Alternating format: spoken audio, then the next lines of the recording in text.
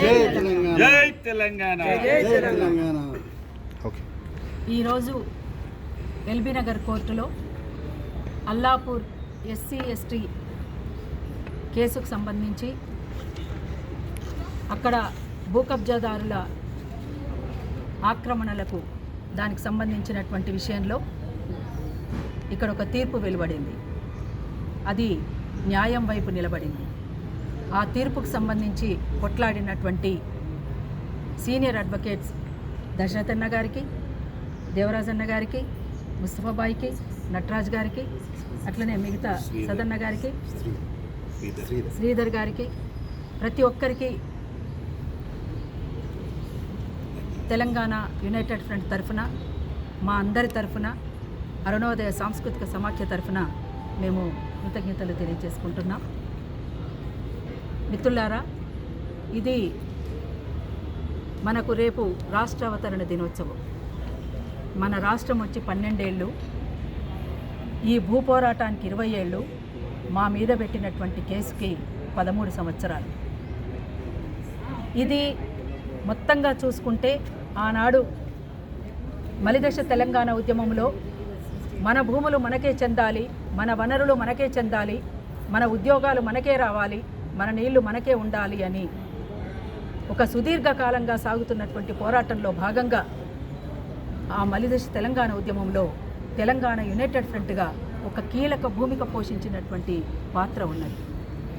ఆ భూమికను దృష్టిలో ఉంచుకొని కొంతమంది కుట్రదారులు చాలా దుర్మార్గంగా వ్యవహరించి అల్లాపూర్లో పేద ముస్లింలకు సంబంధించినటువంటి ఇనాం భూములు, అక్కడ ఉన్నటువంటి సనత్ నగర్ డిఎస్పి కడపకు సంబంధించినటువంటి నాగరాజారెడ్డి, అట్లనే ఆంధ్రాకు సంబంధించినటువంటి బిల్డర్ కృష్ణారెడ్డి, వీళ్ళందరూ కలిసి వీళ్ళ మధ్యన ఒక పెద్ద ఎత్తున వాళ్ళు కుట్ర చేసి ఇక్కడ వీళ్ళ పక్షాన నిలబడి కొట్లాడుతున్నటువంటి తెలంగాణ యునైటెడ్ ఫ్రంట్ నాయకులందరిపైన, అట్లనే మేము మా పైన 5గురి పైన ఒక కేసు పెట్టడం అనేటువంటిది జరిగింది.